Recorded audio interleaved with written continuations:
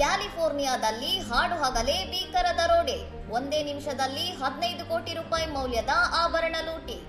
ಕ್ಯಾಲಿಫೋರ್ನಿಯಾದ ಫ್ರೀಮಾಂಟ್ನಲ್ಲಿರುವ ಭಾರತೀಯ ಒಡೆತನದ ಕುಮಾರ್ ಜ್ಯುವೆಲರ್ಸ್ ಮೇಲೆ 8 ರಿಂದ 10 ಮಂದಿ ಮುಸುಕುದಾರಿ ದರೋಡೆಕೋರರು ಏಕಾಏಕಿ ದಾಳಿ ನಡೆಸಿದ್ದಾರೆ. ದುಷ್ಕರ್ಮಿಗಳು ಕೇವಲ 1 ನಿಮಿಷದ ಅವಧಿಯಲ್ಲಿ ಸುಮಾರು $1.7 ಮಿಲಿಯನ್ ಮೌಲ್ಯದ ಚಿನ್ನಾಭರಣಗಳನ್ನು ದೋಚಿದ್ದಾರೆ.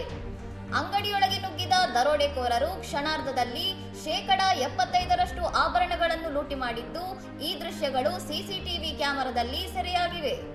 ಈ ಆಘಾತಕಾರಿ ಘಟನೆಯು 2025ರ ಜೂನ್ 18ರಂದು ನಡೆದಿದ್ದು, ಅಮೆರಿಕದಲ್ಲಿ ಭಾರತೀಯ ಮೂಲದ ಉದ್ಯಮಿಗಳ ಸುರಕ್ಷತೆಯ ಬಗ್ಗೆ ಆತಂಕ ಮೂಡಿಸಿದೆ.